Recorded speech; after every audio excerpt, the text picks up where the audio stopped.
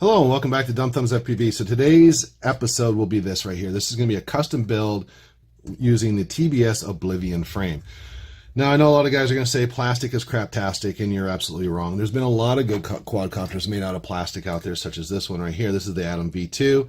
I can tell you right now, this thing is tough as nails. This thing has taken such a damn beating, and I have not broke this shell. So I have a bunch of these shells because I thought I'd break them all the time, but no. I even crashed this. The last one I did, real bad crash. I actually crashed it about 35 miles an hour straight into a tree, broke the camera. But as you can see here, all it did on the actual canopy was just do a little white mark there and right there where the canopy was trying to fold down.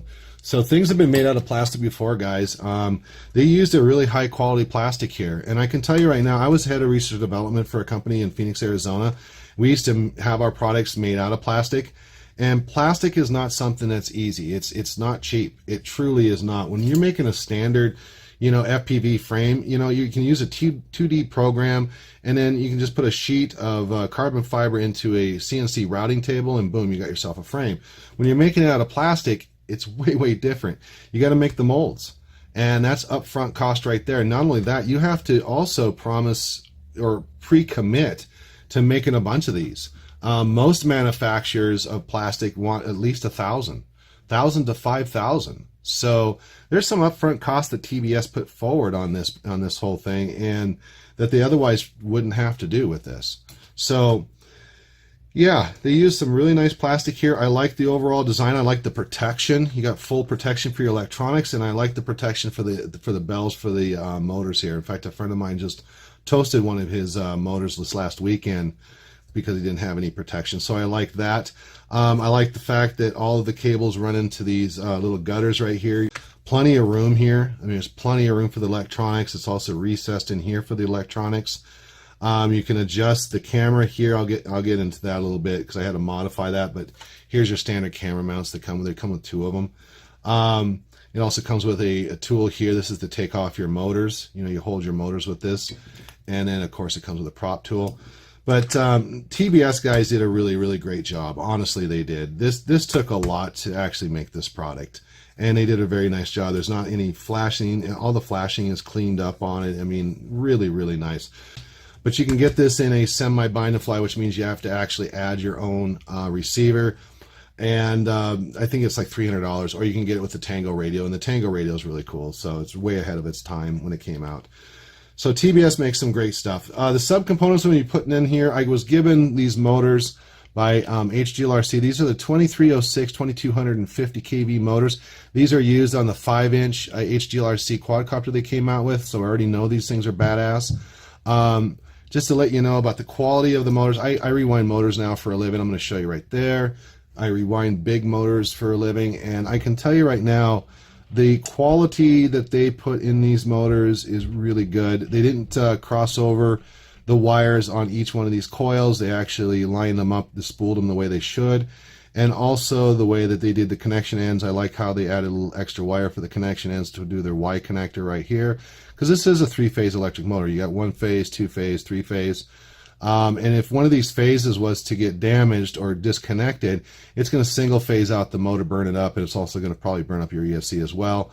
So with that said, it's nice that what they did here, HGLRC added this extra meat right here and this extra length to protect the lead wires from that happening. So when you break a typical arm, it doesn't come down and pinch your wires onto your belt. So that was really nice. The only thing I don't like about these motors, though, I will say, is I wish they used a screw instead of a clip. I hate clips. So that's what I'll say about that. They are balanced, too. There's balance putty all over them. I'm going to be using this here. This is the Hobby Wing 40 amp. This is the version 1, actually, of their flight controller. I got this back last Christmas, did a review on it. I didn't get a chance to put it into a build because I ended up having to rebuild my basement, which kind of sucked. I was going to do a really nice winter build last year, but I couldn't do it. So I'm going to be using that. And what I like about the Hobby Wing is they add the extra reinforcement here on the pins. This is some really, really hard stuff. I don't even know what it is, but it's very hard. So the pins all reinforced. And that's a typical weak spot for most of these stacks that use pins. It also comes with a VTX. I do believe this is a 200, 600, I believe. I don't remember now off the top of my head. I did a review on this. I'll just put a link up above. So, and then I'm going to also use the Caddx. What I like about the Caddx here, well, number one, it's a single board. But not only that, the performance of the Caddx beats the hell out of the Runcam split minis. It just does.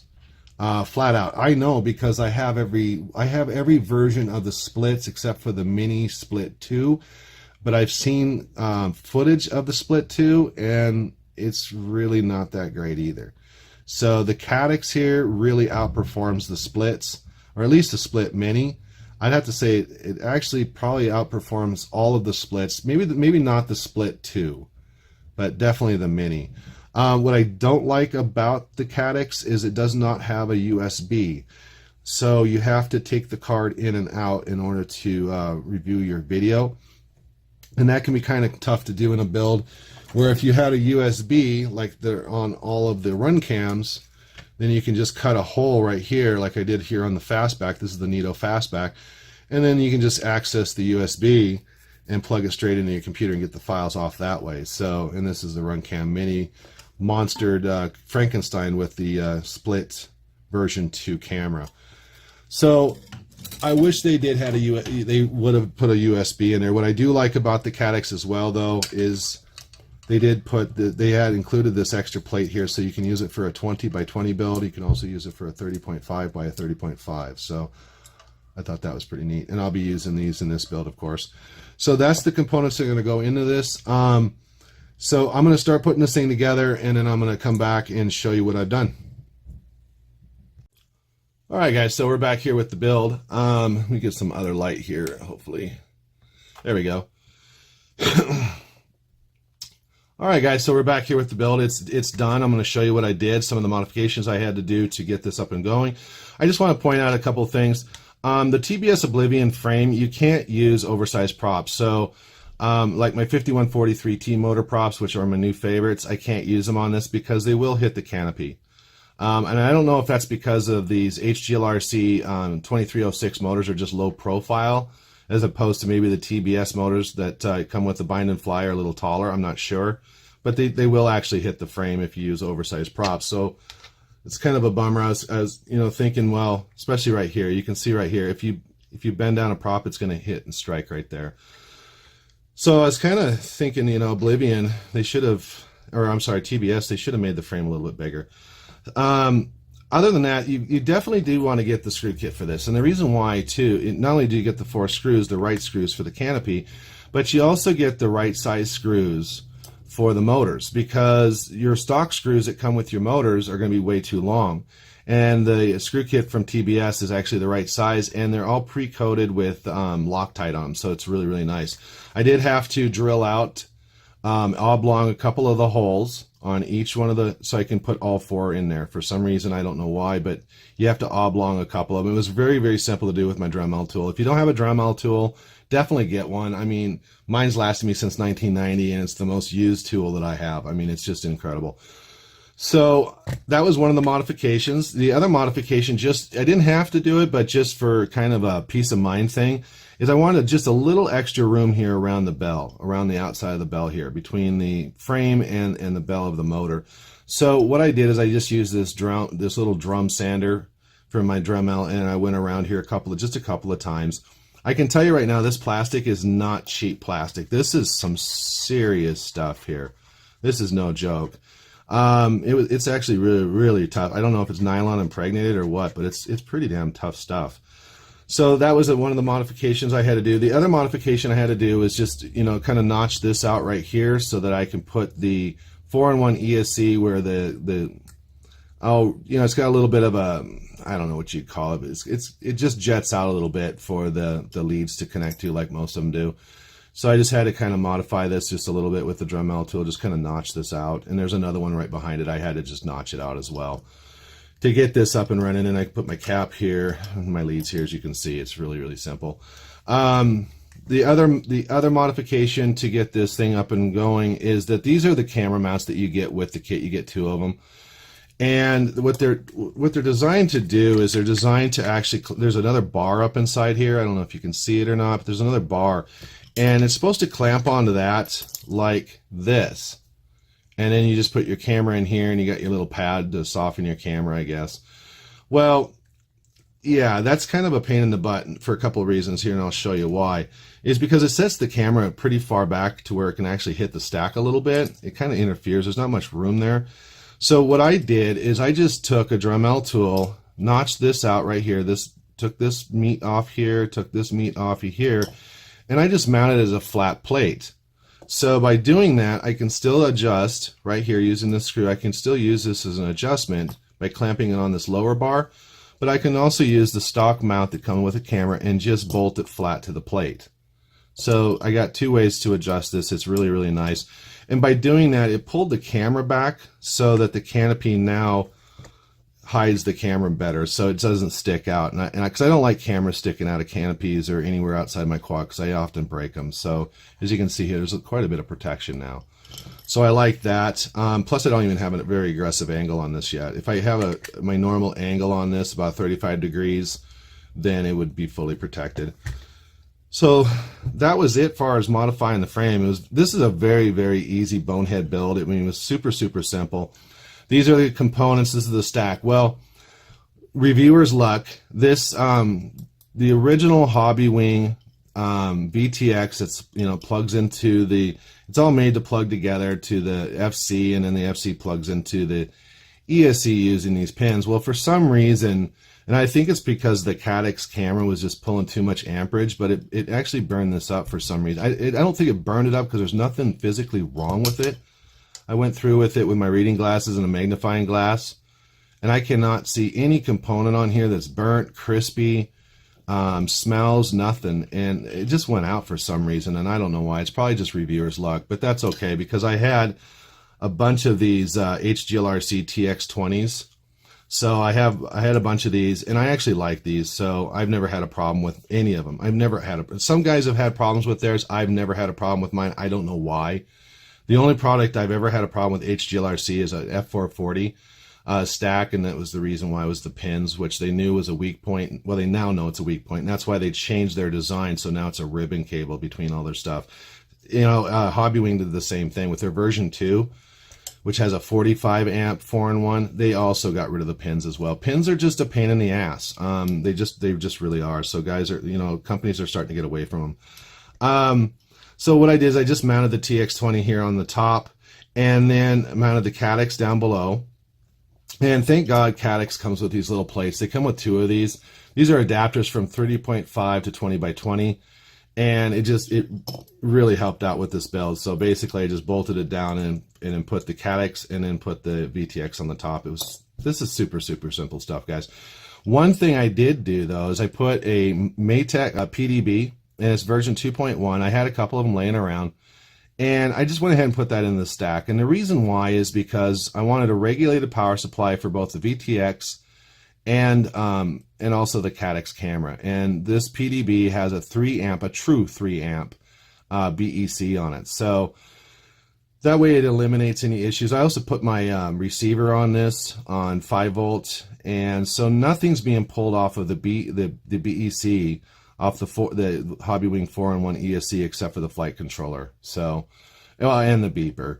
So that's the only thing powering off of that BSC. I think the BSC is kind of on the weak side. I don't know if something happened, and I don't know what it was, but this way everything's just run off this PDB. So now I have a full regulated power supply for 12 volts and 5 volts for all of my subcomponents, and I know it's going to work well. It also, when the Caddx, the same thing goes on with the split too. Any of the splits, they want to run on 12 volts. They don't want to run on 5 volts. They actually use a lot more current on 5 volts than 12 volt. And also the HGLRC TX20, it loves 12 volts as well. It runs really cool. So everything's running on 12 volts, and then the receiver's running on 5 volts. It's very, very super simple. So that's the build, guys. I don't know what else to say. It's very, very simple. I will add this about the Caddx Turtle. On these mounting plates, I noticed that if you use standard screws here, and I don't know if you can see them or not, but let me put up the camera here. You can see the screws actually will bump in and against the edges of this board on the Turtle. I don't know what that's all about, But yeah, it's kind of strange. So if you try to use these things, I mean, you're going to end up with, I don't know, it could actually ground them out because, you know, these main plates on the Caddx Turtle, they seem to be ground. So I don't know. I just wanted to point that out. It's kind of strange. That's it, guys. So it all fits underneath the hood. I'm going to take it out flying, and I'll post you some flight videos. Okay, guys, here's the flight video.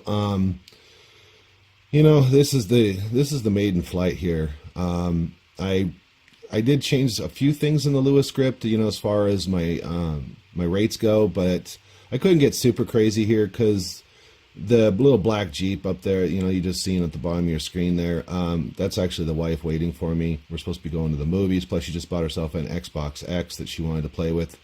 So this is me just jumping out here. I just wanted to get some flights in, you know, for the video here. I got one in. The Caddx, in this particular flight here, the Caddx was really horrible. In my goggles, and I even turned up the brightness, but the trees you see right there, they look like green pieces of cotton candy to me. Like right there, I almost hit the damn thing, and to be honest with you, I couldn't see any of the details you're seeing right here.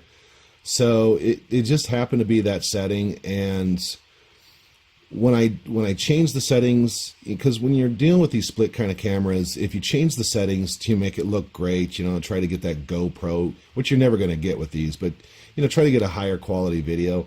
It also changes your FPV feed. So if you start turning down things like brightness and contrast, things like that, you know, it's going to affect your FPV feed. So to give you an idea what this felt like flying this flight, it felt like I was flying around 8:30, 9 o'clock after the sun is already gone down, but the sky still got a little bit of light to it. That's exactly what it felt like flying here.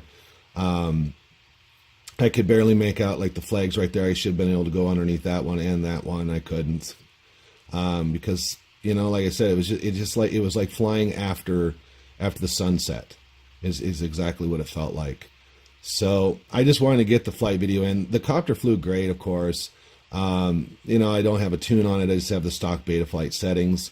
The motors have plenty of power. You know, I'm getting 8 minutes of flight with the HV Hyperion battery packs in it, just floating around the park here. You know, and that's doing some punch outs and things like that, of course, but keeping it well within, I don't know, I'm guessing I'm probably doing about 15, 20 miles an hour, maybe 25.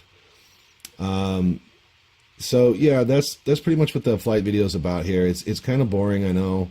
It's not a lot of tricks or anything like that. I'm just trying to dodge the green pieces of cotton candy here and really squinting hard. I did change the settings today, and it is much better, but it's still not perfect. It just doesn't feel right. I will say this Caddx camera on the FPV feed is much less latency to me than the Split Mini. The Split Mini honestly gave me, the camera gave me absolute eye fatigue. I couldn't stand that camera, and I was glad I ran it into a tree and broke it. And I'm also equally as glad that I was able just to use the Split 2 camera with the mini boards. So, because that produced a great image, plus it fit into the quad that I built it in, so that was great.